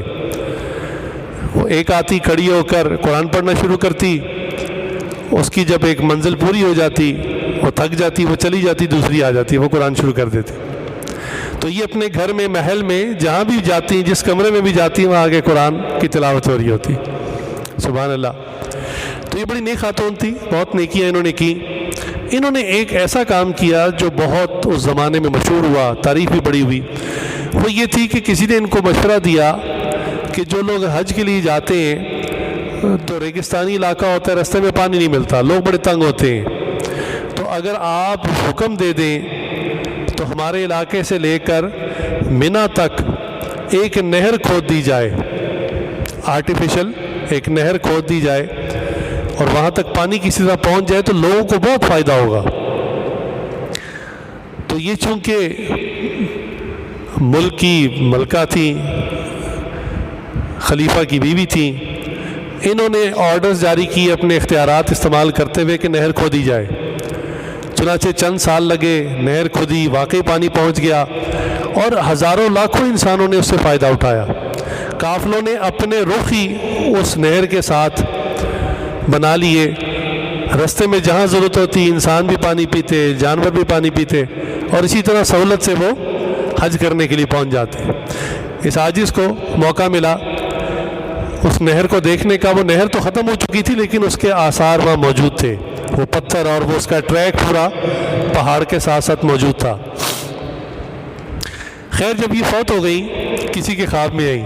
انہوں نے پوچھا کہ کیا بنا آگے کی منزل کا؟ آپ نے تو خواب میں بات ہو رہی ہے کہ اتنا بڑا کام کیا، نہر زبیدہ کھدوائی، لاکھوں انسانوں کو فائدہ ہوا، آپ کا تو یہی ایک عمل کافی ہوگا.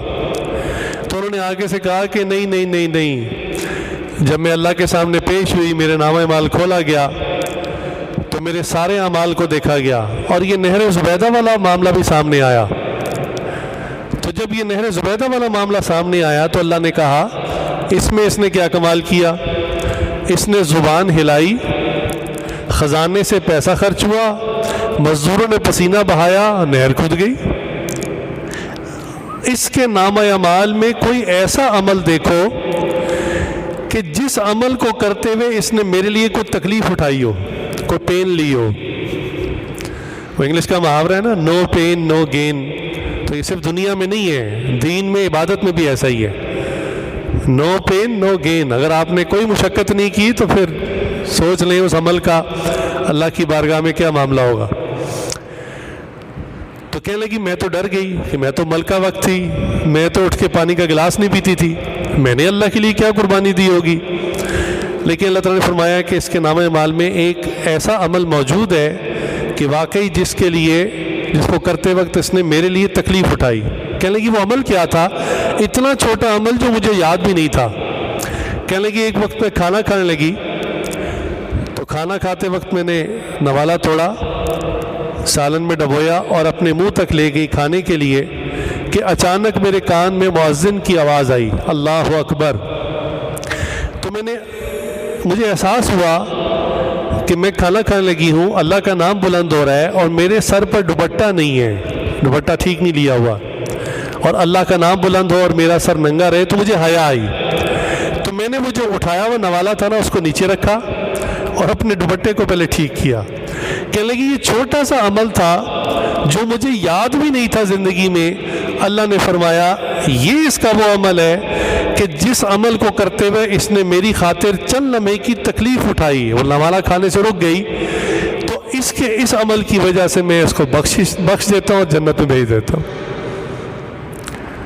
تو ہمیں نہیں پتا کہ ہمارا کون سا عمل اللہ کو پسند آ جائے. تاہم اکابرین سے جو سمجھا سنا وہ یہی ہے کہ وہ عمل جس میں آپ کی جان لگے، آپ کا مال لگے یا آپ کے جذبات قربان ہو، تو یہ ایکم احسن عملا کے اندر انشاءاللہ آتا ہے. اللہ تعالیٰ سے دعا ہے رمضان مبارک کے جو بقیہ ایام رہ گئے ہیں، اللہ تعالیٰ اس میں ہمیں مقبول، مسنون اور محبوب اعمال کرنے کی توفیق عطا فرمائے. وآخر دعوانا ان الحمدللہ رب العالمین. کچھ دیر کے لیے ذکر کر لیجئے، سر کو جھکا لیں، آنکھوں کو بند کر لیں، دنیا اور جو کچھ دنیا میں ہے اس سے ہٹ کٹ کے اللہ رب العزت کی یاد میں ڈوب جائیں. یہ تصور کیجئے کہ اللہ رب العزت کی رحمت آ رہی ہے، میرے دل میں سما رہی ہے، میرے دل کی سیاہی اور ظلم دور ہو رہی ہے، اور اس کے شکرانے میں میرا دل کہہ رہا ہے اللہ اللہ اللہ اللہ اللہ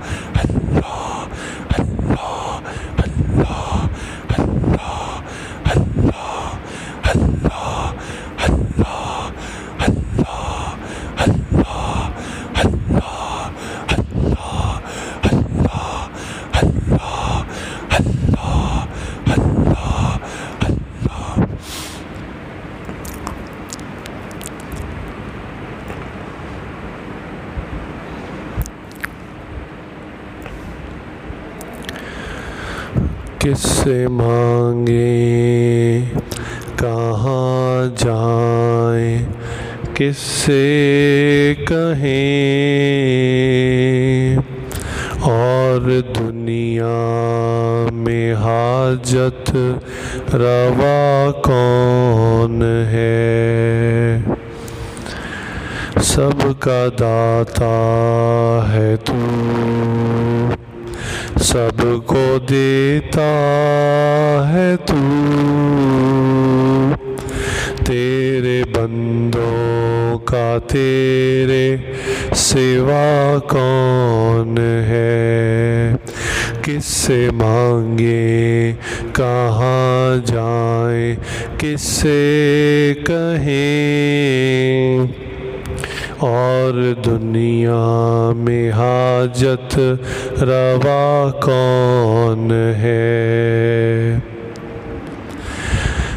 کون مقبول ہے، کون مردود ہے، بے خبر کیا خبر، تجھ کو کیا کون ہے؟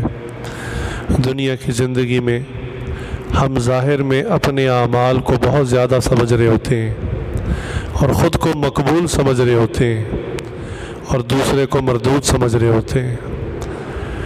میرے بھائی، یہ معاملہ پوشیدہ ہے، یہ تو آخرت میں پتہ چلے گا۔ کون مقبول ہے، کون مردود ہے، بے خبر کیا خبر، تجھ کو کیا کون ہے؟ جب تلیں گے عمل سب کے میزان پر، جب تلیں گے عمل سب کے میزان پر، تب کھلے گا کہ کھوٹا کھرا کون ہے؟ سب کا داتا ہے تو، سب کو دیتا ہے تو، تیرے بندوں کا تیرے سوا کون ہے؟ کون سنتا ہے فریاد مظلوم کی، کس کے ہاتھوں میں کنجی ہے مقسوم کی، رزق پر جس کے پلتے ہیں شاہ و گدا، رزق پر جس کے پلتے ہیں شاہ و گدا، تجھ عہد کے سوا دوسرا کون ہے؟ سب کا داتا ہے تو، سب کو دیتا ہے تو، تیرے بندوں کا تیرے سوا کون ہے؟ اولیاء انبیاء اہل بیت نبی تابعین و صحابہ پہ جب بنی، قیامت کا دن وہ دن ہوگا کہ جب ہر نبی، ہر صحابی، ہر امتی نفسی نفسی پکار رہا ہوگا۔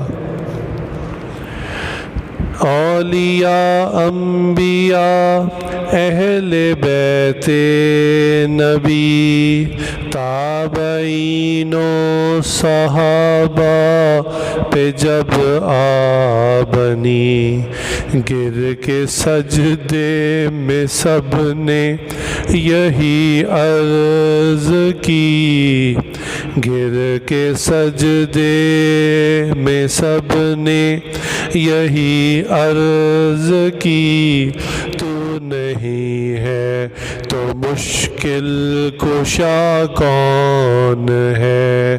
سب کا داتا ہے تو، سب کو دیتا ہے تو، تیرے بندوں کا تیرے سوا کون ہے؟ کس سے مانگیں کہاں جائیں، کس سے کہیں، اور دنیا میں حاجت روا کون ہے؟ اللہ اللہ اللہ اللہ اللہ اللہ اللہ اللہ اللہ اللہ، لا الہ الا اللہ محمد رسول اللہ۔ پوری طرح اللہ تک متوجہ ہو جائیے۔ نبی اکرم صلی اللہ علیہ وسلم نے ارشاد فرمایا، افطاری کا وقت جو ہے یہ قبولیت دعا کا وقت ہے۔ مزدور جب مزدوری کر لیتا ہے تو اس کو مزدوری دے دی جاتی ہے۔ آپ نے سارا دن بھوک پیاس گرمی کو برداشت کیا، اللہ کے لیے کیا، اب اسی اللہ سے مانگنے کا وقت ہے۔ پوری طرح متوجہ ہو جائیے، دل کی تمام دعاؤں کو اللہ کے سامنے کھول کر رکھ دیجئے۔ آپ کو اللہ نے توفیق دی اپنے گھر میں آنے کی، اللہ نے آپ کی مہمان نوازی کی ہے، آپ کو اپنا مہمان بنایا ہے۔ یہ کیسے ہو سکتا ہے وہ ہمیں خالی ہاتھ جانے دے؟ اپنے دل کی تمام پریشانیاں، تمام حاجتیں، تمام ضرورتیں، تمام زخم اللہ کے سامنے کھول دیجئے۔ اللہم صلی علی سیدنا محمد وعلی آل سیدنا محمد وبارک وسلم۔ یا اللہ، ہمارے جد امجد حضرت آدم علیہ السلام سے خطا ہوئی، انہوں نے آپ سے ان الفاظ میں درخواست کی اور معافی مانگی، ربنا ظلمنا انفسنا، اے اللہ ہم دونوں نے اپنی جانوں پر ظلم کیا، وَإِن لَّمْ تَغْفِرْ لَنَا وَتَرْحَمْنَا، اور اگر آپ نے رحم نہ کیا، آپ نے مغفرت نہ فرمائی، لَنَكُونَنَّ مِنَ الْخَاسِرِينَ، تو ہم یقیناً خسارہ پانے والوں میں، نقصان اٹھانے والوں میں ہو جائیں گے۔ یا اللہ ہم بھی انہی الفاظ سے آپ سے دعا مانگتے ہیں۔ یا اللہ ہم نے بدنظری کر کے اپنی جانوں پر ظلم کیا، ہم نے جھوٹ بول کر اپنی جانوں پر ظلم کیا، یا اللہ ہم نے عبادت کو چھوڑ کر اپنی جانوں پر ظلم کیا، ہم نے اپنی زبان کے تیروں سے دوسروں کے دلوں کو زخمی کر کے اپنی جانوں پر ظلم کیا، ماں باپ کی نافرمانی کر کے اپنی جان پر ظلم کیا، پڑوسیوں کے حقوق کے خیال نہ رکھ کے اپنی جانوں پر ظلم کیا، گاہک کو جھوٹ بول کر سودا دیا، اس کو دھوکہ دے کر اپنی جان پر ظلم کیا، حلال حرام کی پرواہ نہ کی، ہر چیز کو کھا لیا، اپنی جان پر ظلم کیا، ہم نے لوگوں کو حقارت کی نظروں سے دیکھا، ہم نے تکبر کے الفاظ بولے۔ یا اللہ ہم نے کون کون سا ظلم ہے جو اپنی جانوں پر نہیں کیا؟ یا اللہ ہم بھی آدم علیہ السلام کی اولاد میں سے ہیں۔ یا اللہ بڑوں سے خطا ہو گئی، آپ نے بڑوں کی خطا کو معاف کر دیا، ہم تو پھر چھوٹے ہیں، ہیں، چھوٹے تو چھوٹے ہی ہوتے ہیں، ان سے تو خطائیں ہو ہی جایا کرتی ہیں۔ یا اللہ ہماری خطاؤں کو بھی معاف فرما دیجئے۔ ربنا ظلمنا انفسنا وان لم تغفر لنا وترحمنا لنکونن من الخاسرین۔ یا اللہ ہم نے آج تک جتنے گناہ کیے، یا اللہ ہم سچے دل سے اس کی معافی مانگتے ہیں۔ یا اللہ ہماری توبہ کو قبول فرما لیجئے۔ یا اللہ ہمارے دامن گندگی سے، نجاست سے بھرے ہوئے ہیں، یا اللہ ہم پاک ہونے کے لیے آپ کے گھر میں آئے ہیں۔ یا اللہ ہمیں پاکیزہ فرما دیجئے، گناہوں کی نجاست ہم سے دور کر دیجئے۔ یا اللہ یہ کیسے ممکن ہے ایک شخص صاف شفاف پانی کے دریا کے کنارے کھڑا ہو اور پھر بھی اس کے کپڑے میلے کچیلے رہ جائیں، گندے رہ جائیں۔ یا اللہ آپ کی رحمتوں کے دریاؤں کی تو کوئی انتہا ہی نہیں۔ یا اللہ آپ ہم سب کے گناہوں کو معاف فرما دیں گے، پھر بھی آپ کے رحمت کے دریاؤں میں کوئی فرق نہیں آئے گا۔ یا اللہ ہمیں معاف فرما دیجئے، ہمارے گناہوں کو دھو ڈالیے۔ ہمارے گناہ اتنے بڑے بڑے ہیں کہ ہم پر جو بھی آپ عذاب نازل کریں آپ حق بجانب ہیں، آپ جو بھی سزا دیں آپ حق بجانب ہیں۔ یا اللہ ہم خطا کار ہیں، سزاوار ہیں، گناہ گار ہیں، ہم اپنے گناہوں کو تسلیم کرتے ہیں۔ یا اللہ ہم جھوٹ نہیں بولتے، آج اپنے دل کو آپ کے سامنے کھول کے رکھ دیتے ہیں۔ یا اللہ ہم نے نامحرموں کو شہوت کی نظر سے دیکھا، گندی نظروں سے دیکھا۔ یا اللہ جو زبان آپ نے دی تھی کہ اس سے ہم آپ کا ذکر کرتے، ہم نبی صلی اللہ علیہ وسلم پر درود بھرتے، یا اللہ ہم نے اس زبان سے نامحرموں کو محبت کے پیغام دیے۔ یا اللہ ہماری زبانیں بھی گندی ہیں، ہماری آنکھیں بھی گندی ہیں، ہمارے دل اور دماغ کی سوچ بھی گندی ہے، ہمارے ہاتھ بھی گندے ہیں، سر کے بالوں سے لے کر پیر کے ناخنوں تک یا اللہ ہم نجاست میں لتڑے ہوئے ہیں۔ یا اللہ پھر بھی آپ نے ہم گندوں کو اپنے گھر میں آنے کی توفیق عطا فرمائی، اپنے گھر کا مہمان بنایا، عزت عطا فرمائی۔ یا اللہ اسی لیے ہمیں امید لگ گئی ہے کہ آپ ہمیں معاف بھی فرما دیں گے۔ یا اللہ ہمارے سارے گناہوں کو معاف فرما دیجئے، آئندہ سچی سچی ایمانی قرآنی اسلامی زندگی شروع کرنے کی توفیق عطا فرما دیجئے۔ یا اللہ ایمان مل جانے کے بعد استقامت سب سے بڑی نعمت ہے۔ یا اللہ ہم آپ سے استقامت کی نعمت مانگتے ہیں، ہمیں شریعت کے اوپر، دین کے اوپر، سنتوں کے اوپر استقامت عطا فرما دیجئے، سر کے بالوں سے لے کر پیر کے ناخنوں تک۔ یا اللہ ہمیں اپنے جسم کو سنت کے زیورات سے سجانے کی توفیق عطا فرما۔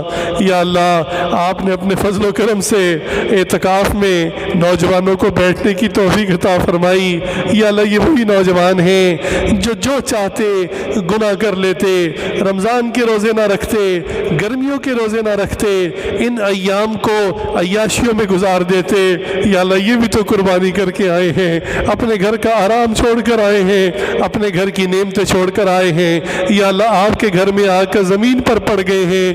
یا اللہ انہوں نے جو قربانی دی ہے اسے ضائع نہ فرمائیے، اسے رد نہ فرمائیے، اس چھوٹی سی قربانی کو بھی قبول فرما لیجئے۔ انہوں نے جو گھر والوں کی دوری اختیار کی، یا اللہ اس جگہ آ کر قید ہو کر بیٹھ گئے اور کہتے ہیں ہم تب تک نہیں جائیں گے جب تک ہمارا رب ہم سے راضی نہیں ہو جاتا۔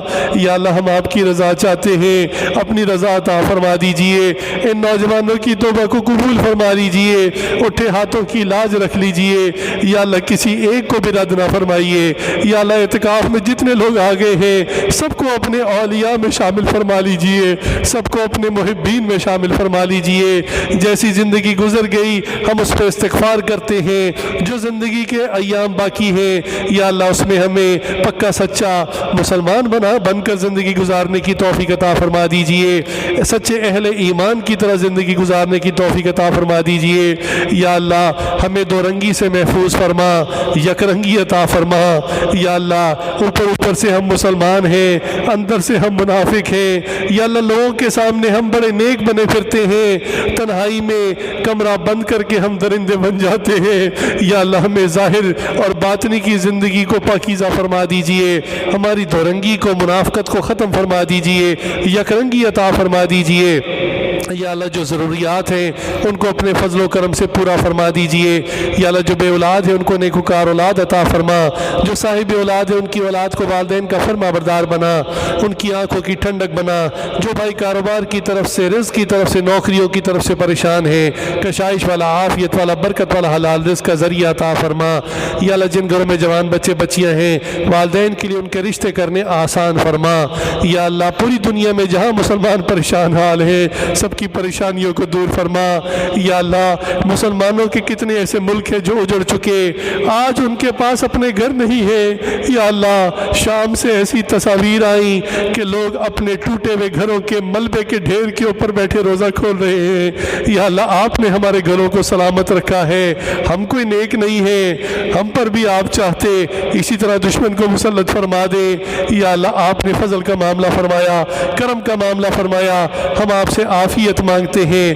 ہماری مسجدوں کو آباد رکھیے، ہمارے گھروں کو آباد رکھیے، ہمارے شہروں کو، ہمارے ملک پاکستان کو آباد رکھیے۔ جو پاکستان کا دشمن ہے اس کو ہدایت عطا فرما۔ یا اللہ جس کی قسمت میں ہدایت نہیں انہیں چن چن کے دفعہ دور فرما۔ یا اللہ جو کچھ مانگا ہے وہ بھی عطا فرما، جو مانگنا چاہیے تھا نہیں مانگ سکے وہ بھی عطا فرما۔ وصلی اللہ تعالی علی خیر خلقہ محمد و آلہ و اصحابہ اجمعین، آمین برحمتک یا ارحم الراحمین۔